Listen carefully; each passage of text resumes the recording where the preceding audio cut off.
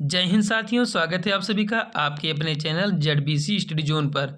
दोस्तों मैं आज आप सभी लोगों के लिए BSc थर्ड सेमेस्टर से इम्पॉर्टेंट क्वेश्चन लेकर आया हूं। ठीक है, जो हमारा यहां पर कोर्स टाइटल है या इसको बोल सकते हैं कि सिलेबस है, वो हमारा क्या है, molecular biology, bio instrumentation and biotechnics जो है पूरा क्वेश्चन रहेगा। ये क्वेश्चन जो है पूरा जो मैं बताने जा रहा हूँ, ये सभी जो है संभावित क्वेश्चन है, एक्सपेक्टेड क्वेश्चन है। हम जानते हैं कि हमारे जो पेपर होता है वो जो है उस पेपर में टोटल जो है हमारा जो है 8 यूनिट होता है। ठीक, तो मैं जो है प्रत्येक यूनिट से जो है एक्सपेक्टेड क्वेश्चन लेकर आया हूँ।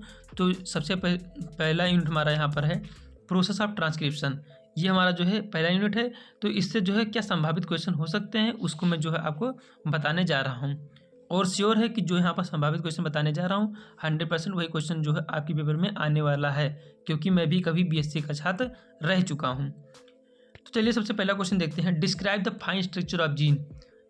जो जीन का स्ट्रक्चर होता है उसको जो है यहाँ पर जो है आपको लिखना होगा। ठीक है, यहाँ पर जो है हम जानते हैं ना, यहाँ पर प्रमोटर साइड हो गया और यहाँ पर जो है टर्मिनेटर साइड हो गया, यहाँ पर पूरा लिखना होगा, हमारा ये जीन का स्ट्रक्चर हो जाएगा। क्वेश्चन नंबर सेकंड है, what are different type of RNA polymerase and their function. जो मतलब कितने डिफरेंट टाइप के RNA पॉलीमरेज होते हैं, उनके जो है फंक्शन को आपको लिखना होगा। क्वेश्चन नंबर थर्ड है, explain the role of transcription factor in transcription. Transcription factor का जो है रोल क्या होता है ट्रांसक्रिप्शन में। ठीक है, ये आपको लिखना होगा। अब ट्रांसक्रिप्शन फैक्टर जो हमारा होता है क्या, ट्रांसक्रिप्शन फैक्टर A, B और जो भी हमारा होता है यहाँ पर जो आपको लिखना होगा। उसके बाद क्वेश्चन नंबर 4 क्या हो सकता है, describe the formation of initiation complex जो है कैसे फॉर्म होता है उसके बारे में लिखना होगा। प्रमोटर साइड में जो हमारा इनिशिएशन कॉम्प्लेक्स जो होता है उसके बारे में लिखना होगा। क्वेश्चन नंबर 5 है, compare and contrast the initiation, elongation and termination of transcription in prokaryote and eukaryote.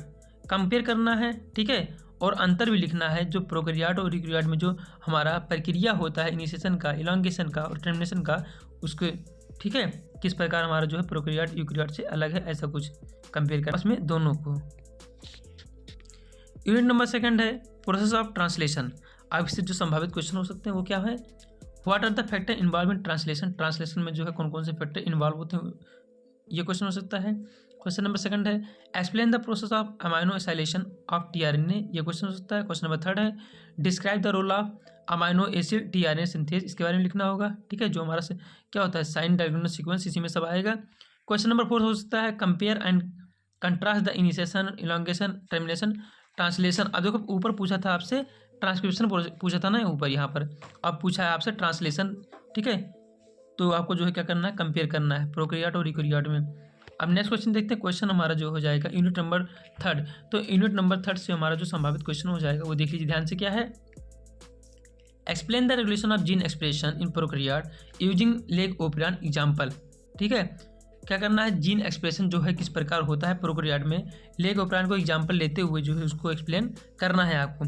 Question number second है, describe the regulation of gene expression in prokaryote using. अब TRP ओपेरॉन को एग्जाम्पल लेते हुए जो है gene expression को जो है एक्सप्लेन करना है प्रोकैरियोट में। क्वेश्चन नंबर थर्ड जो है इस यूनिट से हो सकता है, explain the regulation of gene expression in eukaryote at the transcriptional level. Transcription level पर जो है किस प्रकार जीन का एक्सप्रेशन होता है यूकैरियोट में, उसके बारे में लिखना रहेगा।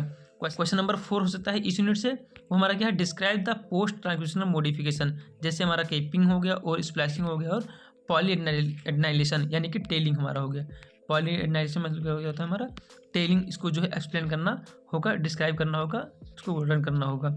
और इसका जो की टर्म टू फोकस दिया है यहाँ पर, इसको देख लीजिएगा, ऊपर जो यहाँ पर दिया गया उसको यहाँ पर अगर 2-2 नंबर में आ गया है तो यहाँ पर ये सब कर सकते हैं। ठीक है, अब यहाँ पर देखते हैं यूनिट नंबर 4। तो यूनिट नंबर 4 हमारे पास है रेगुलेशन ऑफ जीन एक्सप्रेशन। अब यहाँ पर सेकंड आ गया। ठीक है, ऊपर वाला फर्स्ट है, ये सेकंड आ गया।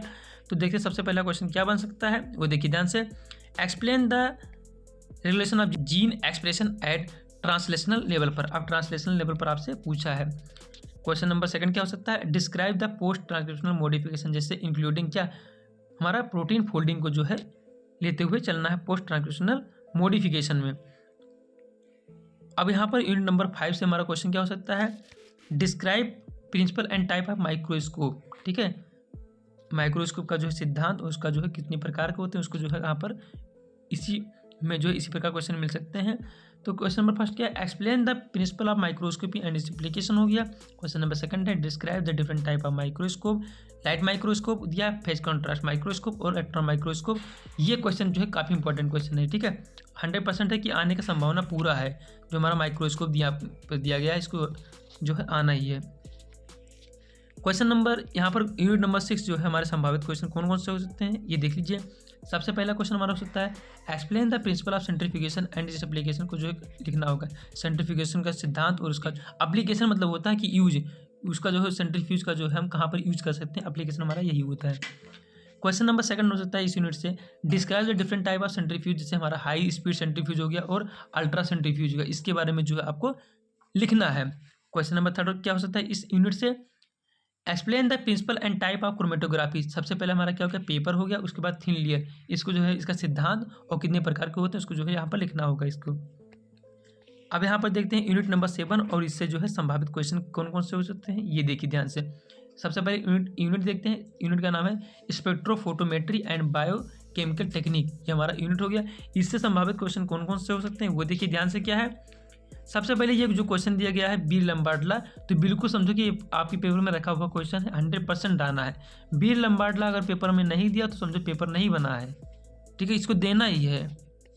क्वेश्चन नंबर सेकंड यहाँ पर देखिए, डिस्क्राइब द बायोकेमिकल टेक्निक। सबसे पहले मेजरमेंट ऑफ पीएच, उसका preparation of buffer and solution, ये भी आप देख लीजिएगा, इंपॉर्टेंट क्वेश्चन है। अब यहाँ पर देखते हैं यूनिट नंबर 8। अब यूनिट नंबर 8 देखते हैं, इसमें जो संभावित क्वेश्चन कौन कौन से हो सकते हैं ये भी देख लीजिए। सबसे पहले दिया गया है मॉलिक्यूलर टेक्निक, ठीक है, मॉलिक्यूलर टेक्निक।